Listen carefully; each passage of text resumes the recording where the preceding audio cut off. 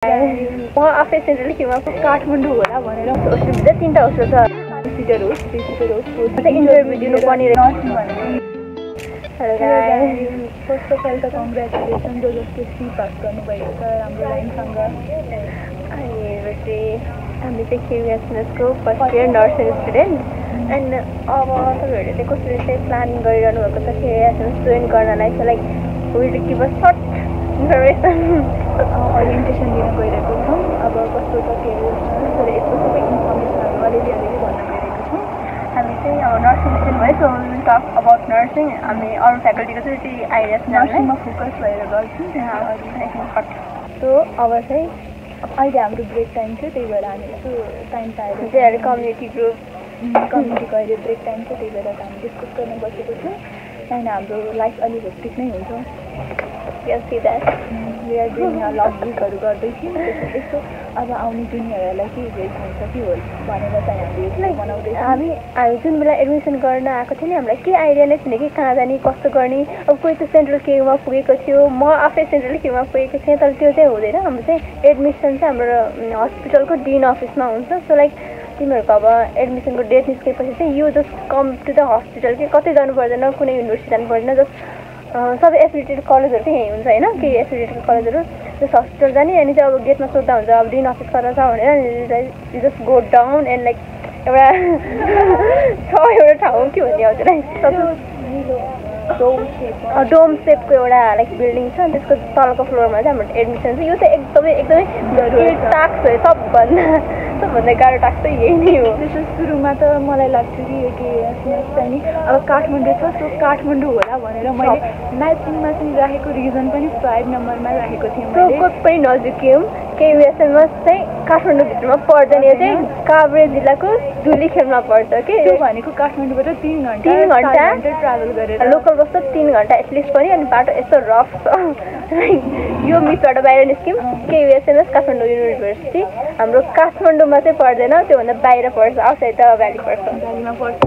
त्यही भएर inside the valley छ भनेर म्याचिङमा त्यो गरेर नहाल्नु होला। अब इफ तिमीलाई भ्यालीभित्रै पढ्नु छ भने केयुएसएनएस चाहिँ तिम्रो अप्सनमा चाहिँ आउँदैन। ओके त्यसपछि अब हाम्रो एडमिसन पछि हाम्रो के हुन्छ, अब नर्सिङ हो धेरै जस्तो होस्टेल बसेर हुन्छ, अब रुम बसेर हुन्छ। रुम बस्नलाई चाहिँ रुम जति नै एभाइलेबल छ होइन। होस्टेल बस्नलाई चाहिँ अब हाम्रो हस्पिटलको होस्टेलभित्र 3टा होस्टेल छ। They are like Japanese Holland and Luxembourg. के अरे म लक्जमबर्ग, म होल्यान्ड। अनि हाम्रो साथी चाहिँ जापानिजमा छ। चाहिँ आउने यहाँ मान्नु भएको छैन, उहाँ चाहिँ नि जापानिजमा बस्नुहुन्छ। यो चाहिँ नि हाम्रो यहाँबाट बनाएको होइन यो होस्टेल, यो भनेको बाहिरको मान्छेले आएर बनाइदिएको, त्यही भएर नाम पनि जापानिज होल्यान्ड लक्जमबर्ग गरी छ। सो लाइक अब होस्टेल चाहिँ हाम्रो 2 सिटर हुन्छ, 3 सिटर हुन्छ, देन 4 सिटर हुन्छ पनि हुन्छ र कुनै पनि सिङ्गल सिटर हुँदैन। प्राइस रेन्ज भनेको चाहिँ के अरे सबैको एउटै हो, 2 सिटर होस् 3 सिटर होस् 4 सिटर होस्, प्राइस सेम नै हो। हामीले होस्टेलको रेन्ट चाहिँ हामीले एकैचोटि दिनुपर्ने हुन्छ इयरको हाम्रो 36,000 पर्न जान्छ भने यसमा चाहिँ अब सबै इन्क्लुड हुन्छ। अब मेस खानाको चाहिँ इन्क्लुड हुँदैन, त्यसले चाहिँ हामीले चाहिँ मन्थली या विकली चाहिँ पे गर्नुपर्ने हुन्छ। हाम्रो किचनमा चाहिँ स्टाफहरू भएको हुन्छ, हामीलाई खाना पकाएर खुवाउने हुनुहुन्छ, तर आफ्नो खाना पकाएको भाँडाहरू आफू माल्नुपर्ने हुन्छ हामीले। जस्ट हामीले चाहिँ उहाँलाई उहाँको मन्थली स्यालेरी र हाम्रो ग्रोसरी आइटमहरू चाहिँ हामीले पे गर्नुपर्ने हुन्छ। त्यही हो। अब के अरे अब होस्टेलमा के हुन्छ भनेर भन्न जाँदाखेरि चाहिँ नि if you want like hostel tour let us know होइन, हामीले होस्टेल टुर दिन्छौँ। त्यसपछि अब होस्टेलमा जोइन गर्ने अब बस्ने भनिहाल्यो नि होस्टेलको कति अभाइलेबिलिटी छ केयुएसएनएसमा पनि यति जान्नुपर्छ। किन भन्दाखेरि चाहिँ अब नर्सिङलाई मेन फोकस गरेर 3टा होस्टेल अघि हामीले भनिसकेको छौँ। यसमा चाहिँ सिट पाउन भनेको चाहिँ रुम पाउन अलिक गाह्रो नै हुन्छ, किन भन्दाखेरि अब हाम्रो 4th इयरको निस्केपछि बल्ल अब हाम्रो न्यू अपकमिङले चाहिँ पाउने हुन्छ र अलिक गाह्रो नै हुन्छ, किनकि बाहिर पनि हेर्नुपर्छ, रुम रेन्टहरूमा पनि बस्नु सक्ने। यो इनसाइड होस्टेल नपाए पनि हाम्रो बाहिर गर्ल्स होस्टेल केयुएसएनएसकै गर्ल्स होस्टेल एकदम टन्नै छ। लाइक होस्टेल अनि अप्सन कम चाहिँ छैन, जस्ट त्यो भित्रको 3टा होस्टेल पाउनु चाहिँ एकदमै गाह्रो छ। तर त्यसमा कुनै इन्टरभ्यू दिनु पर्दैन, कुनै डकुमेन्टहरू बुझाउनु पर्दैन, केही चाहिँ गर्नु पर्दैन। माथि चाहिँ नि एउटा के अरे केयु इन्जिनियरिङमा चाहिँ सुनेको साथीहरूबाट कि त्यहाँ चाहिँ इन्टरभ्यू दिनुपर्ने रहेछ। हाम्रोमा चाहिँ हाम्रोमा जुन अगाडि आयो जसले गर्यो त्यो नै हुन्छ अब होस्टेलमै बस्ने सोचले आउनुभएको छ भने एडमिसन गरेर होस्टेल टुर चाहिँ गरिहाल्ने अनि एउटा होस्टेल प्याक गरेर गइहाल्ने अब चाहिँ पछि होस्टेलै पाउँदैन तलको चाहिँ बाहिर चाहिँ जति नै पाउँछ जस्तो लाइक अनि त्यसपछि 4 सिटर 3 सिटर 2 सिटर आफ्नो मर्जी हुँदैन जुन ठाउँमा सुरुमा चाहिँ अब जुन पायो त्यसमै बस्ने पछि चाहिँ सिफ्ट गर्न मिल्छ पछि अब सिनियरहरू जाँदै गर्दाखेरि चाहिँ नि अब रुम खाली हुँदाखेरि आफ्नो साथी मिल्ने साथीसँग बस्न सकिन्छ त्यही भएर सुरुमै 4 सिटर पायो भने अलिक दुःख नमान्नु र अरू अब रेन्टको कुरा गर्दाखेरि चाहिँ नि मन्थलीको 3000 अहिलेसम्मलाई बढ्ने कुरा छ तर अहिलेसम्म बढेको छैन र इयरली चाहिँ 36,000 एट द टाइम अफ एडमिसनमा दिनुपर्छ त्यसपछि चाहिँ त्यो इन्क्लुडमा त्यसभित्र चाहिँ फर्निचरहरू इन्क्लुड भयो तर वाइफाईहरू इन्क्लुड हुँदैन सबै राम्रै छ होस्टेलहरू होइन अब लाइक गार्ड पनि हुनुभएको छ अहिले चाहिँ एउटा हाम्रो यो प्रोटेस्टपछि चाहिँ हाम्रो एउटा गार्ड एपोइन्ट हुनुभएको छ सो लाइक राति हेर्नुहुन्छ दिउँसोमा नै हुनुहुन्छ देन अब होस्टेलको चाहिँ यो कुरा यति नै थियो मेसको खाना पनि ठिकै छ मेसको खाना चाहिँ जति हजुरले एक्सपेक्ट गर्नुहुन्छ नि त्योभन्दा चाहिँ राम्रो छ अरूको थाहा छैन अरू बाहिरतिरको होस्टेलको थाहा छैन हामी जुन 3टा होस्टेलमा बस्छौँ त्यहाँको चाहिँ हामीले आफै नै बोलाउँछौँ कि मान्छेलाई त्यस आफ्नै पैसाले त्यो खाने तरकारीहरू किनेर चाहिँ हामीलाई जे मन लाग्छ त्यही पकाउने हो खास मिठै नै हुन्छ खाना दाल त्यस्तो पातलो हुँदैन बाक्लो नै हुन्छ दाल लाइक अनि तपाईँहरूको इन्टेक हुँदा बित्तिकै वेलकम हुन्छ भने चाहिँ नसोच्नु होइन लाइक वेलकम त हाम्रो 6 महिनापछि गरेरमा चाहिँ हुन्छ लाइक इट्स फन अनि तपाईँहरूको इन्टेक जनवरी इन्टेक भन्छ भने जनवरी इन्टेक होइन फेब्रुअरीमा चाहिँ एकदमै दामी प्रोग्राम हुन्छ लाइक रेजिस्ट्रिङ एन्ड देन प्रम नाइटहरू अनि लाइक डान्स पार्टीहरू यति फन हुन्छ होइन first year is just fun क्या लाइक हाम्रो पालीमा खालि भएको थियो अब हजुर आउँदा होइन लाइक हुन्छ हुन योरमा अनि अब हाम्रो आउँदाखेरि भएको थियो त्यही भएर हाम्रो एक्सपेक्टेसन धेरै हाई भयो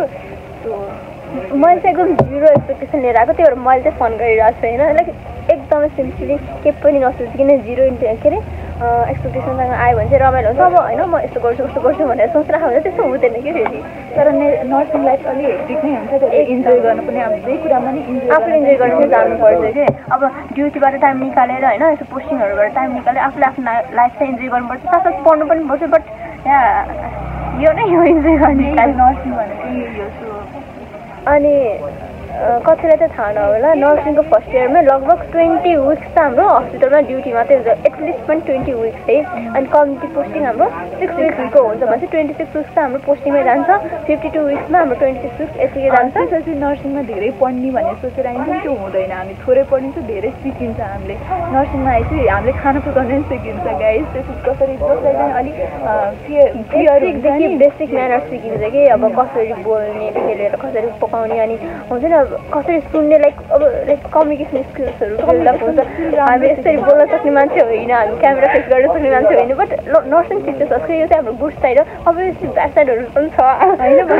अब अरू मान्छेहरू जस्तो कम्युनिटीको मान्छेसँग नि कसरी बोल्ने कसरी चाहिँ तिनीहरूको रिलेसन डेभलप गर्ने पनि सिकिन्छ अब यदि कसैलाई चाहिँ अगाडि गएर चाहिँ नि अब टिचिङ दिनहरू डर लाग्छ भने त्यहाँ पनि एकदम मजाले सिकिन्छ पर्सनली हामीले 4वटा टिचिङ दियौँ इन फ्रन्ट अफ एउटा हस्पिटलको अगाडि एउटा चाहिँ हस्पिटलमा पेसेन्टहरूको अगाडि त्यो एउटा चाहिँ कम्युनिटीको मान्छेको अगाडि हामीले यति टिचिङ दियौँ नि त्यसपछि लाइक हामीलाई यो कट नगरिकन हामीले सोचेको छौँ सो लाइक म्यानेज गर्नु होइन so we not edit anything or cut anything like clear cut हाम्रो भाइब्स हामीले भनिरहेको छौँ नो केही अनि very you want to know about ragging to होइन होस्टेल स्ट्रिक्ट छ कि छैन भने पनि हुन्छ कम्पलसरी छ कि छैन नि क्वेसनहरू कतिको हुन्छ नि हाम्रो चाहिँ कम्पलसरी छैन होस्टेल कम्पलसरी छैन नर्सिङको लागि छैन कुनै अदर फ्याकल्टीहरूको लागि सायद छैन एमबिबिएसको लागि चाहिँ छ भनेको सुनेको छु बट आई डोन्ट नो होइन तर त्यस्तो होस्टेल अब होस्टेल बस्दा नि घर बस्दा जसरी नै सरसफाइ त गर्नु परिहाल्यो बट त्यहाँ अब त्यो कसैले यस्तो गर उस्तो गर भने तिमीलाई कसैले के भन्दैन कि आफूलाई मेन्टेन गर्नु पऱ्यो आफ्नो सराउन्डिङ मेन्टेन गर्नु पऱ्यो द्याट्स अल लाइक केही पनि त्यस्तो छैन अनि हाम्रो अब बेसिक पढाइ चाहिँ हाम्रो चौकोट हुन्छ त्यो जुन हस्पिटलमा मैले एडमिसन गर्न आउने भन्थेँ नि त्योभन्दा माथि हाम्रो एउटा चौकोट भन्ने ठाउँ छ त्यसमा चाहिँ हामीले बेसिक पढ्नुपर्ने हुन्छ 6 सब्जेक्ट हुन्छ त्यसमा चाहिँ अब अरू फ्याकल्टीको चाहिँ अब थुप्रै इन्फ्रेक्सन इन्ट्रेक्सन हुन्छ भन्ने सोचेको बट हाम्रो नर्सिङको चाहिँ त्यस्तो भएन यहाँ गुड पार्ट यही हो भन्दा नि भयो होइन तर नर्सिङ टक्सिक छ भन्छु म चाहिँ होइन तर यस्तो इन्ट्रेक्सन ऱ्यागिङ त्यस्तो चाहिँ टक्सिक भन्नाले नि अब आफूले कसरी लिन्छ भन्ने कुरामा डिपेन्ड हुन्छ अब त्यो टक्सिक मान्यो भने चाहिँ हो अब म त नर्सिङ पढ्छु भनेर सोचेर आएको मान्छे नै होइन नि त सो लाइक मेरो लागि त मलाई त अझै एक्सेप्ट गर्नै छ कि म अझै नर्सिङ पढिरहेको छु म त एक्सेप्ट नै गर्न सकिरहेको छैन सो लाइक मेरो लागि चाहिँ एकदम टक्सिकमा आउँछ तर सबैको यस्तो हुँदैन नि त अब सबै कसैको त प्यासन नै हुन्छ लाइक नर्सिङ नै गर्छु म नर्स नै बन्छु भने तर मेरो त्यस्तो थिएन सो लाइक कोही मान्छे चाहिँ मसँग रिलेट गर्न सक्छ नि त लाइक यहाँ म चाहिँ नि अर्को साइडको स्टोरी म चाहिँ अलिक नर्सिङ पढ्छु नै भनेर आएको मान्छे अब मैले धेरै जस्तो त्यो सी पेजहरूमा देख्छु कि कसै मलाई एउटा सिट पाइदियो हुन्छ भनेर कति देखिरहेको हुन्छु नि त्यसपछि अब